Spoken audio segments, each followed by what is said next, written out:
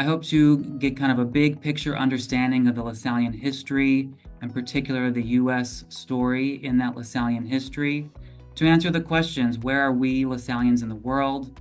What are we doing in those locations? As an institute globally, what are some of our accomplishments? What are some of our challenges? And also some of our dreams? What does the future of the Lasallian world look like? And how do high school students in the United States fit into this global Lasallian world? So hopefully I'll be able to answer these questions and be able to be available as a resource to follow up for any questions that might come up as you are viewing this presentation. So again, as always, when we think about our history, we have to go back to the origins of our founder, Jean-Baptiste de La Salle. We know he was born in Reims in France, 1851, from a wealthy family, though he had kind of a difficult upbringing because of the death of both of his parents, forcing him into a role of having to raise his younger siblings. But despite all of that, he followed a call from God to pursue his religious vocation and went to seminary, was later ordained as a priest. After he's ordained as a priest, he responds to an invitation to open a school, to work at a school in 1680. And then after that invitation, he also invites young men to be teachers in the school and eventually invites them to live in his home and calls them his brothers. Okay, so who were these early brothers that Jean-Baptiste de La Salle worked with? What were some characteristics of them? What were some characteristics of their schools? First of all, it was kind of a novel idea that they taught in the vernacular, meaning the local language. They taught in French. They taught the boys in their schools. Of course, they were all boys' schools at that time. They taught them practical skills. So they taught them what we would call trades today. So in addition to the basics of teaching them French, teaching them math, teaching them all those sorts of things, also making sure they had a marketable skill that they could use when they finished their education with him and his brothers. But those early brothers were really not that much different than the young men who they were called to teach. They themselves did not have very good education, and so they really looked to De La Salle, the founder, to be their guide. So he provided that guidance and he supported them in order for them to perform their ministry of teaching. And through his guidance, he really was able to help those original brothers develop a sense of vocation. They were truly called to this by God. It was not simply a job for them, as teaching was seen at the time, and in many places is seen just as a job here in our own context, but to really have those brothers see their teaching ministry as a vocation was something that he really instilled in them. And when times are tough, and when times were tough for the brothers there, they really learned to trust in God's providence. And that was something that was a key element for De La Salle, for the early brothers, and in many ways has been something that's been a key element to Lasallian education throughout the almost 350 years of its existence. So again, speeding very quickly through some Lasallian history here, from the founder, De La Salle, to the early brothers. Then eventually the brothers were asked to come to different places throughout France.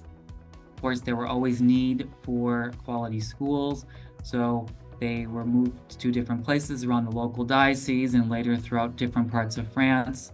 And for a variety of reasons, which I won't get into in this presentation, they had issues with different ecclesiastical authorities, with different civil authorities, and different things like that. So they were forced to, at some points, close communities, close schools, move to different places where they were welcome or where there was an open invitation. And this sort of continued throughout all of the 1700s and into the 1800s.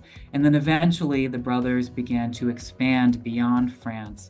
And you'll see on this slide here, I have an image of where the current kind of réseau Lasallien, the network of French schools, are located today.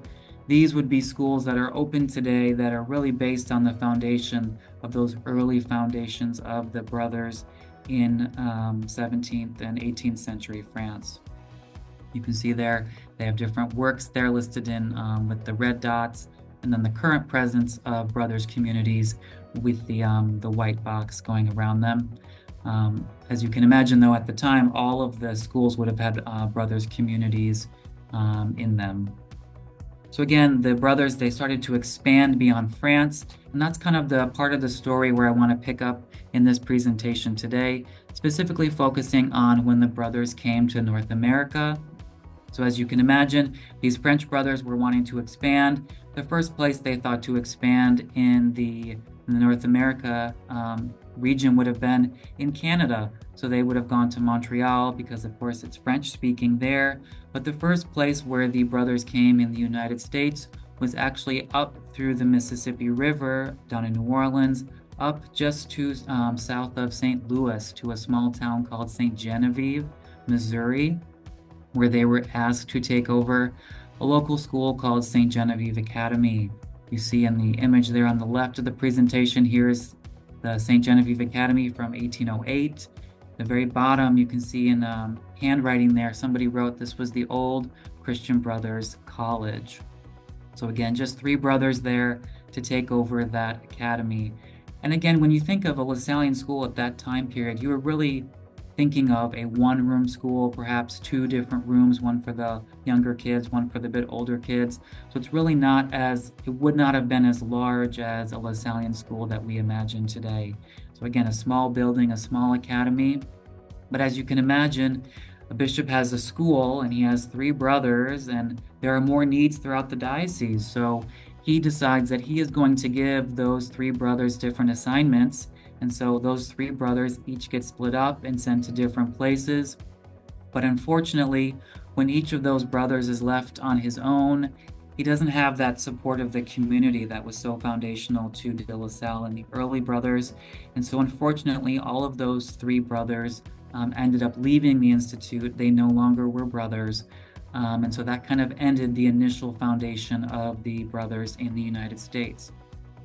It wasn't until later in 1845 that the brothers make a second foundation, and this was in the Archdiocese of Baltimore, where the bishop asked them to staff Cathedral School, which was a success, and it continues to this day, now known as Calvert Hall College High School. So again, that would be our oldest school in this region, or in the United States, I should say, that is continuously open from 1845 until today. So again, early beginning, 1819, a second foundation then in 1845, which continues until today. So from 1845 until today, where have we gone? And we have gone to what we now consider to be a region. So our institute, our global Lasallian family, as we call it, is divided into 5 regions. The region that we are in, the United States and Canada, is called RELAN, again, based off of an acronym from the French version of the acronym. This is the Lasallian region of North America. You notice the various colors here on this map.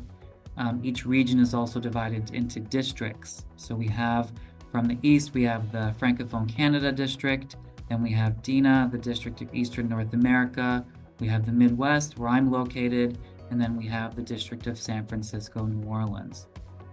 So again, RELAN, one of 5 regions in the United States, in the world, but comprising the United States and Canada. So within our region of RELAN, what sort of ministries have the brothers and now their Lasallian partners, what have they engaged in? What sort of ministries have sustained them and sustained the mission over these past 150 years? Well, our main ministries in RELAN consist of schools, as you can imagine. So we have middle schools, we have 21 of those. We have high schools like the ones that you all attend, we have 51 of those. And we have 7 universities that we sponsor. So I just picked out a couple different schools from our region here. We have San Miguel School in Chicago would be an example of one of our middle schools. We have Cathedral High School in Los Angeles and LaSalle Academy in New York being our high schools. And then I just picked out LaSalle University in Philadelphia to be an example of one of our universities that we sponsor. So again, our more traditional ministries would be our schools, our universities. But then we also have other ministries in our region that we also sponsor. Another type of ministry we sponsor would be a retreat center. And these are very much used by our high schools when they have retreats or by other groups of people. One that's just in my backyard here is called the Dunroven Christian Brothers Retreat Center on the St. Croix River, just outside of the Twin Cities of Minneapolis and St. Paul. We also have Camp de La Salle, which is another type of retreat center in Francophone Canada. We also, as Brothers and LaSallians, have engaged in alternative education centers. Brother Jim was involved with Ocean Tides, which is an alternative education school in Rhode Island.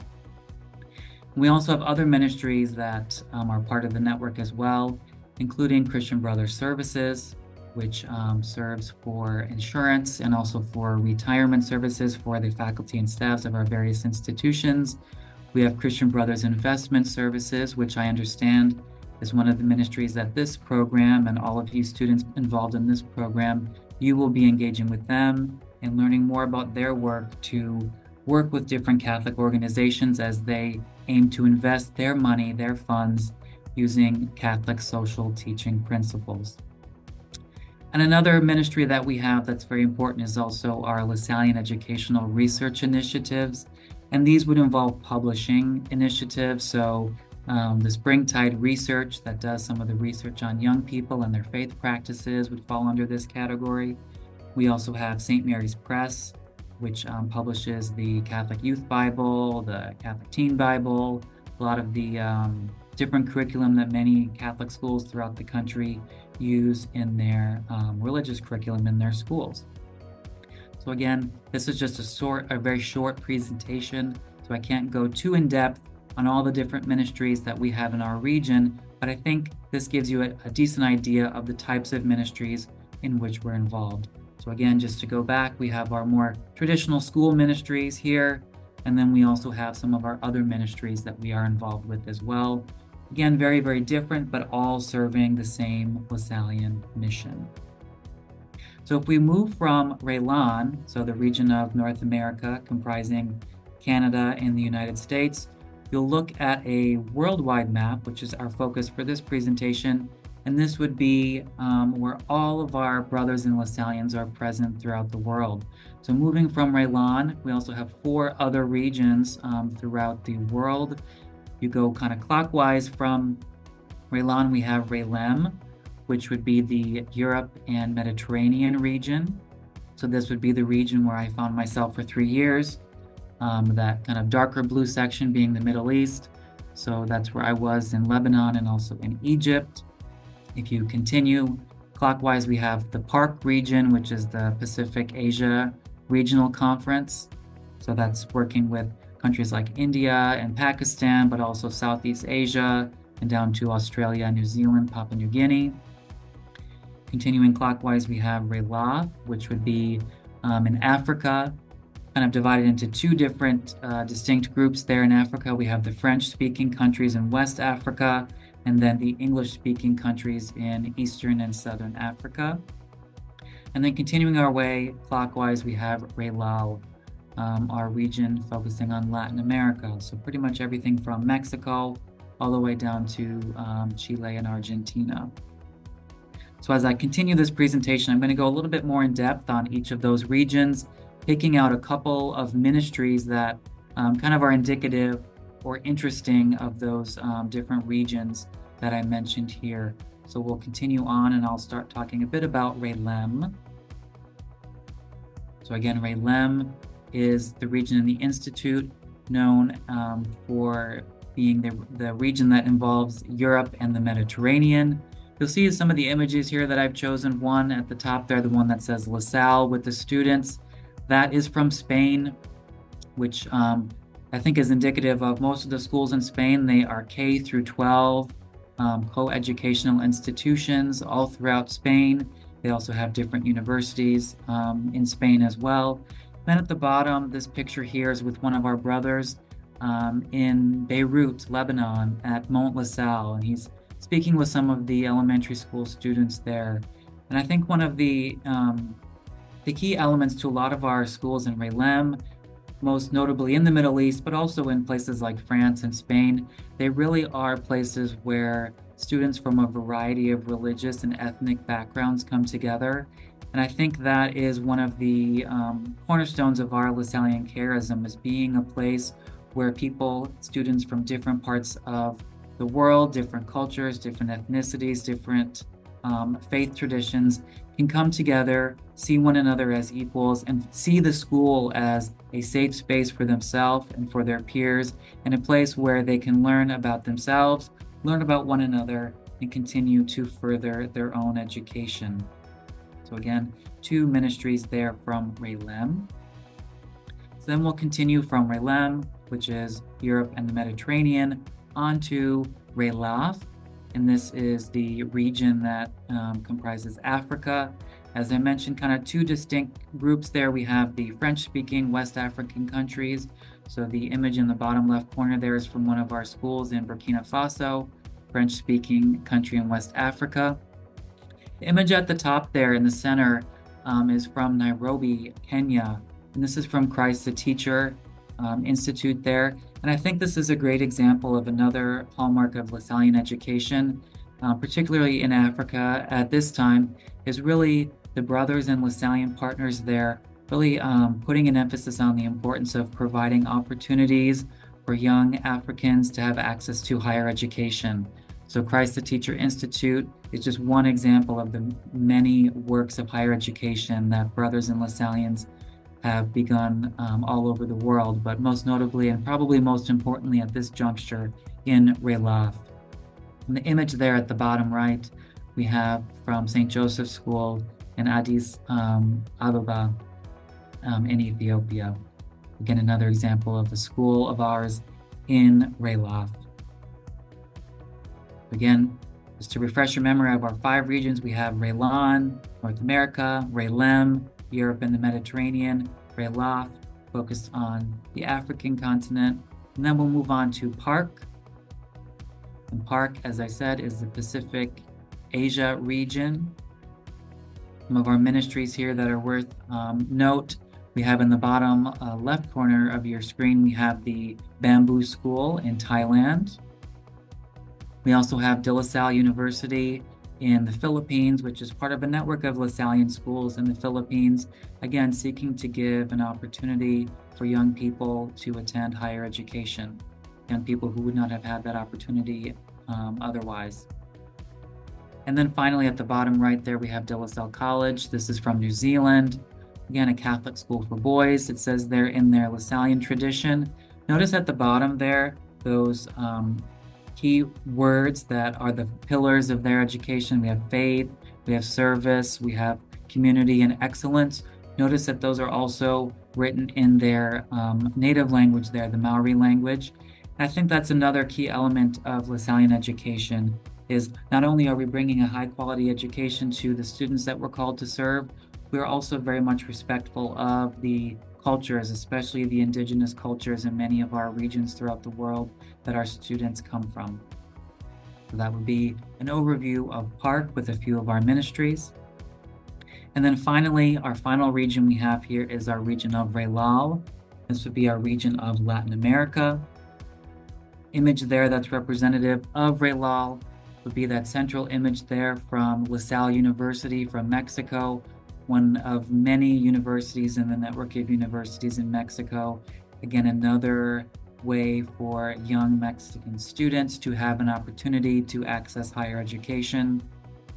In the bottom left corner there, we have an image there from Colegio La Salle in Costa Rica. This school is kind of special for me because when I was a teacher at Christian Brothers High School in Memphis, we had an exchange program there, and I was able to take some of our students from the school down there for 3 weeks in the summer. And we also welcomed those students to our campus in Memphis throughout the school year as well. So again, very, very blessed here in the region of Raylan to have these partnerships with many of our schools throughout the world, in this case with Colegio La Salle in Costa Rica. And I know many of our students, even here where I live in Minneapolis, have the opportunity to interact with our students from various schools throughout the Lasallian world. Particularly now, we have students from Spain who are spending 7 weeks with us here in Minneapolis. We have a group from Valencia, we have a group from Barcelona, and a group from the Canary Islands. Again, that cultural exchange, bringing LaSallians together from around the world. So as we look at all these different regions within the LaSallian world, you might want to ask yourself, what ties all these schools together? What is a common thread? What is a commonality that all of these schools all hold to their core? And these would be the 5 core LaSallian principles that I'm sure many of you are familiar with. Perhaps you've seen this LaSallian star in your school. Perhaps you've even seen the specific poster in your school. But these 5 core LaSallian principles are really what bring us all together. Principally, that faith in the presence of God. I'm sure you all are very used to beginning the school day, beginning each and every one of your classes with a reminder that we are, as always, in the holy presence of God. That's a foundational piece to all of our schools. And even recognizing that presence of God, we think of many of our ministries throughout the world that do not serve predominantly Christian populations. I think of the schools that I was involved with in the Middle East. We had Muslim students in our schools, we had Jewish students, we have Druze students as well. And just recognizing that commonality we all have in a faith in God, and really seeing that as the foundation of our education, where everything builds from. Second core principle there, we have respect for all persons. Again, once our students come into our building, they recognize that they are treated with dignity and respect. They are treated as equals among their peers.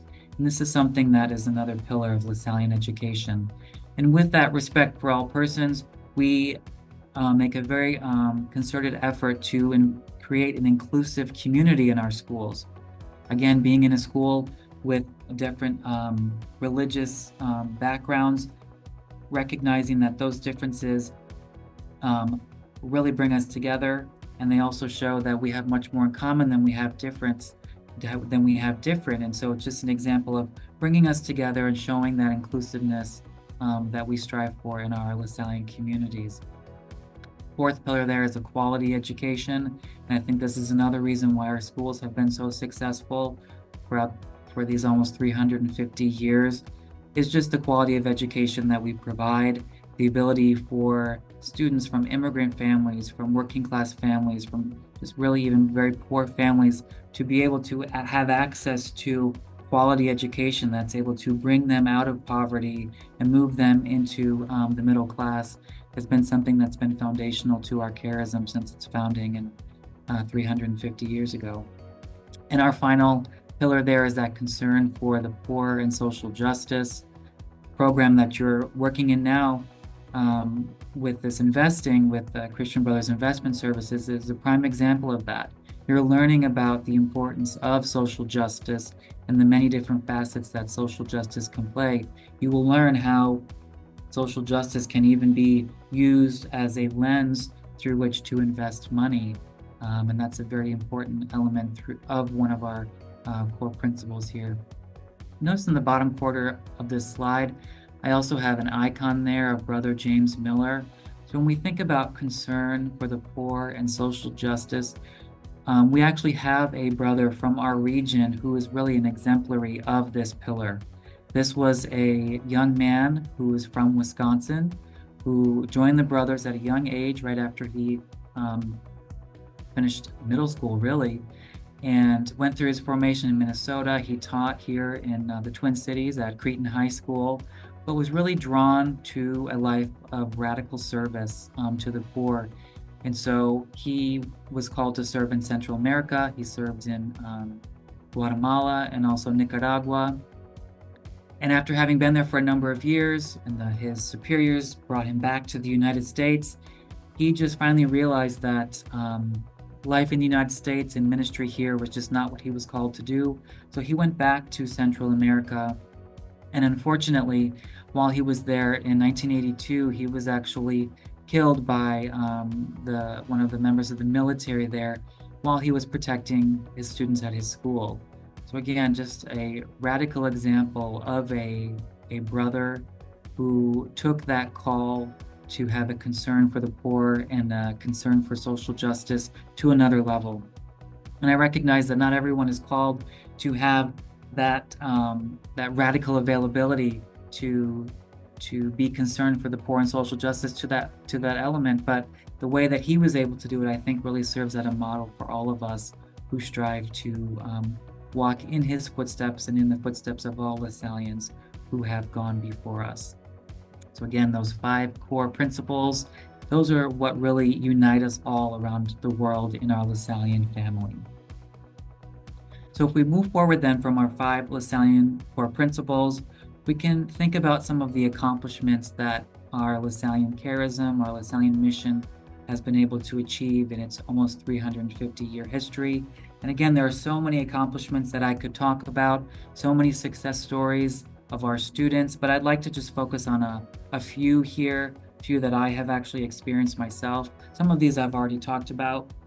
So again, the ability to provide a high quality education for poor and marginalized children.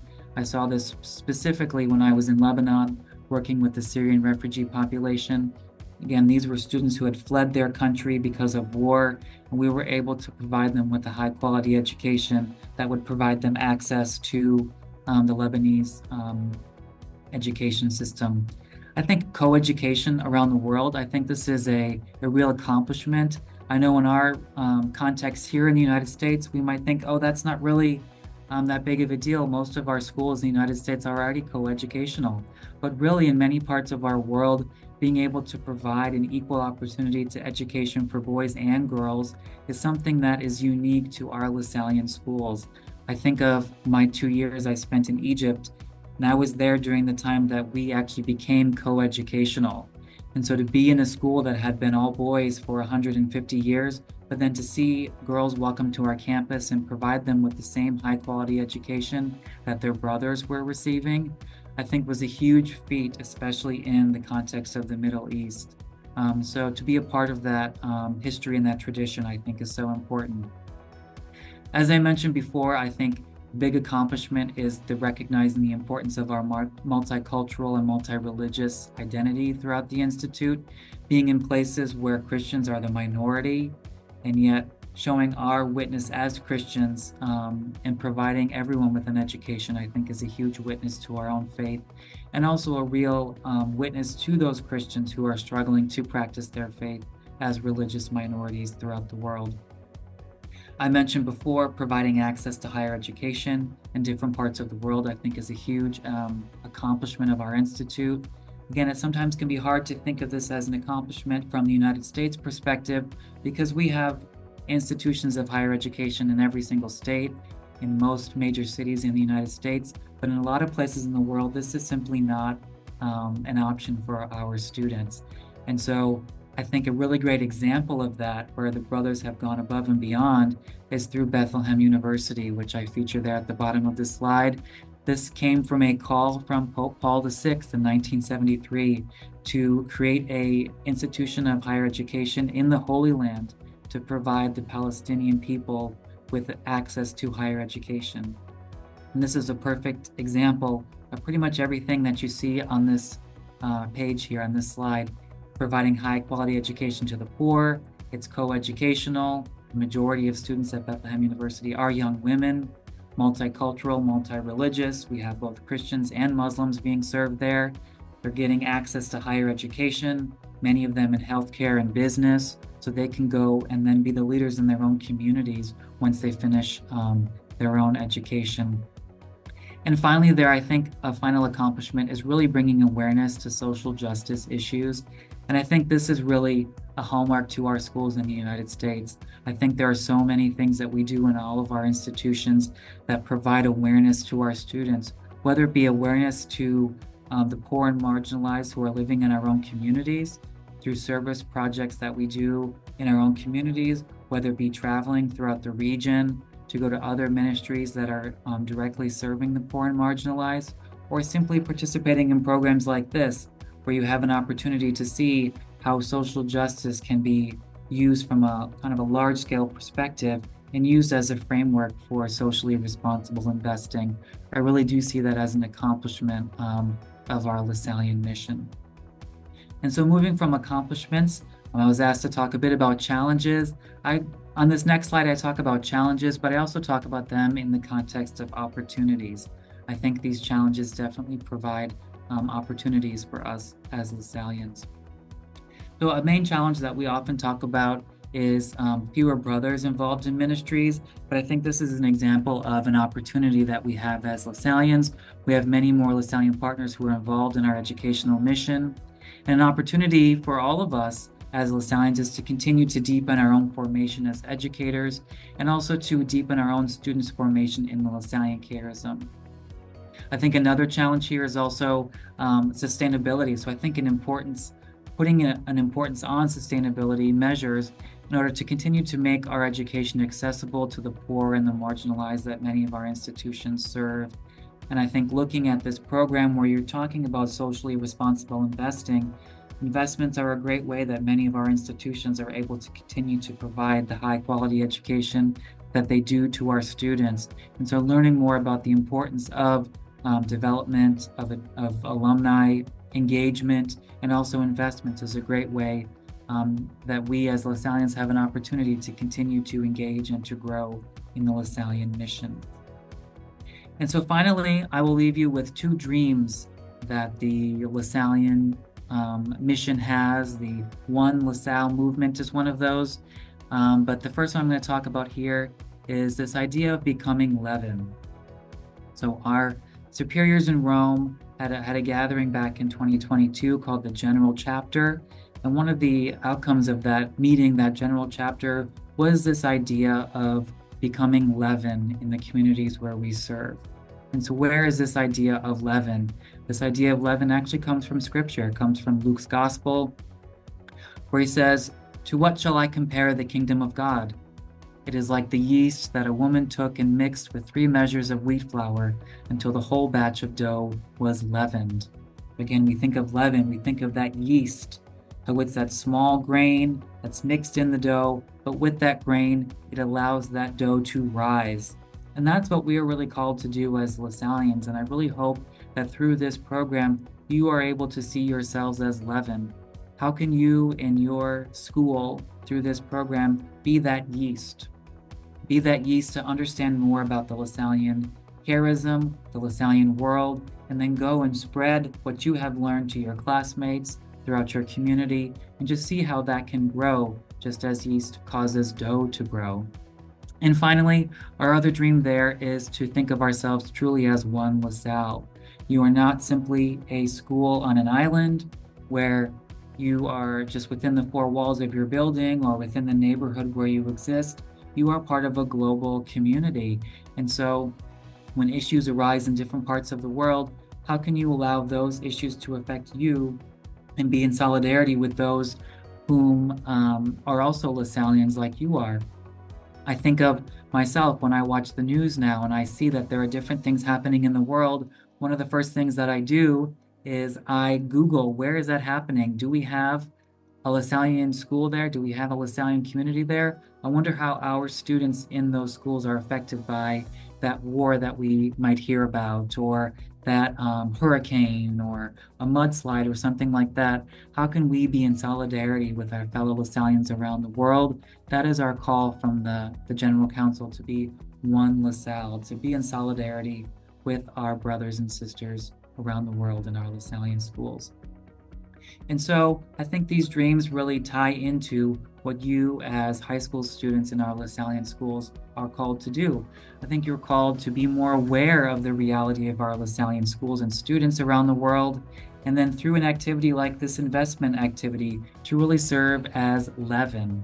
See this as a leaven opportunity for yourself.